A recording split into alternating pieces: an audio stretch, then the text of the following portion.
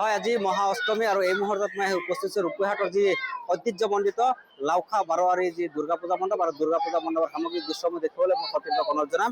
এয়া হ'ল যি ঐতিহ্যমণ্ডিত লাওখা বাৰোৱাৰী দুৰ্গা পূজা মণ্ডপ আৰু দেখা গৈছে যিহেতু অসমৰ হিয়াৰ আমঠু জুবিন গাৰ্গ ইতিমধ্যে যি ইহলীলা স্মৰণ কৰিছে আৰু তেখেতৰ যি শোকত ভাগি পৰা পৰিলক্ষিত হৈছে আৰু এক সেমেকা পৰিৱেশ বিৰাজ কৰিছে, কিয়নো সকলোৰে মনত দুখ প্ৰিয় শিল্পীগৰাকীক হেৰুৱাৰ পিছত। কিন্তু তথাপিও যিসমূহ নীতি নিয়ম আছে সেই নীতি নিয়মৰ মাধ্যমেৰে তেওঁলোকে যি পূজা আছিল সেই পূজা পাঠ চলাই গৈছে।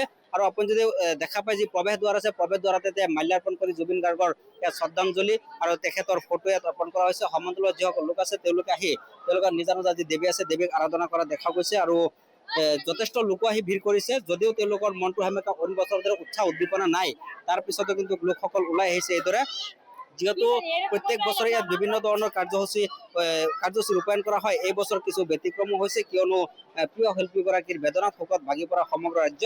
আৰু যাৰ ফলত আনফালে এটা কথা উল্লেখ কৰিব, তেওঁলোকে কিন্তু বিভিন্ন ধৰণৰ যি প্ৰশাসনৰ যিসমূহ নীতি নিয়ম আছিল সেই নীতি নিয়মৰ মাধ্যমেৰে CCTV তেওঁলোকে নিৰীক্ষণৰ ব্যৱস্থা কৰিছে। বিভিন্ন ধৰণৰ তেওঁলোকে ইয়াত সজাগতামূলক তেওঁলোকে ইয়াত বেনাৰ পোষ্টাৰিং কৰি থৈ দিছে যে ধূমপান মাদক দ্ৰব্য স্বাস্থ্যৰ বাবে হানিকাৰক, গাড়ী চলাই থাকোঁতে মোবাইল ফোন ব্যৱহাৰ নকৰিব। আৰু বিভিন্ন ধৰণৰ তেওঁলোকে যি স্বচ্ছ ভাৰত অভিযানৰ ইয়াত বিভিন্ন ধৰণৰ তেওঁলোকে ডাষ্টবিনৰ ব্যৱহাৰ কৰা হৈছে, যাতে কোনো ধৰণৰ অপৰিষ্কাৰ অপৰিচ্ছন্নতা নহয়। এগৰাকী লোক আছে পূজা সমিতি, মই তেখেতৰ কাষলৈ যাম।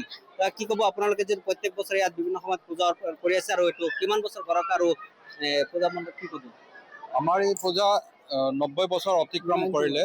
এই বছৰ আমি 91 ইয়াৰ্ছ চেলিব্ৰেশ্যন কৰি আছোঁ। এই বছৰ 91তম দুৰ্গা পূজা উৎসৱ আমি পালন কৰি আছোঁ। যিহেতু প্ৰিয় শিল্পীগৰাকী হেৰুৱাৰ বেদনা সমগ্ৰ ৰাজ্য ম্যানমাৰ হৈ পৰিছে, তাৰ সমান্তৰালত দেখা হৈছে বৰ্তমান ৰাজ্য ওলাই আহিছে, কেনেধৰণৰ আমাৰ দুৰ্গা পূজাৰ আপোনালোকে জানে আমাৰ দুৰ্গা পূজা বহুত কাৰ্যক্ৰম থাকে, কিন্তু প্ৰয়াত শিল্পী জুবিন গাৰ্গক স্মৰণ কৰি আপোনালোকে জানে আমি মহালয়াৰ যি কাৰ্যক্ৰম আছে সেয়াও আমি বাতিল কৰিছিলোঁ। আৰু পূজাৰ উপলক্ষে আমাৰ যি প্ৰত্যেক দিনা আমাৰ সংগীতানুষ্ঠান থাকে বা বিভিন্ন ধৰণৰ কাৰ্যক্ৰম থাকে, সেইখিনি এইবাৰ আমাৰ একো হোৱা নাই, একো আমি পালন কৰা নাই। খুব একদম অনুষ্টুপীয়াকৈ আমি দুৰ্গা পূজা ভাগ এইবাৰ পালন কৰি আছোঁ। চবৰে মনত খুব বেদনা আছে। সেই বেদনাৰ প্ৰতি লক্ষ্য ৰাখি আৰু প্ৰয়াত শিল্পীগৰাকীৰ আত্মাৰ সদ্গতি কামনা কৰি আমি এইবাৰ পূজা ভাগ একদম অনুষ্টুপীয়াকৈ পালন কৰি আছোঁ। ভক্তসকল আহিছে, তেওঁলোকে পূজাৰ প্ৰসাদ লৈছে, প্ৰতিমা দৰ্শন কৰিছে, তাতে আমি সীমাবদ্ধ। আৰু অহাকালি আমি এটা অনুষ্ঠান ৰাখিছোঁ জুবিন গাৰ্গক স্মৰণ কৰি। জুবিন গাৰ্গৰ স্মৰণত আমি এটা আলোচনী প্ৰকাশ কৰিছোঁ। সেইটো কালি আমাৰ জিলা আয়ুক্ত মহোদয়ে সন্ধিয়া সময়ত আহি উন্মোচন কৰিব। আৰু আমি তেওঁ শ্ৰদ্ধাঞ্জলি জনাবৰ কাৰণে কেইটামান জুবিন গাৰ্গৰ গীতেৰে আমি সন্ধিয়াটো আমি জুবিন গাৰ্গক স্মৰণ কৰিম বুলি ভাবিছোঁ।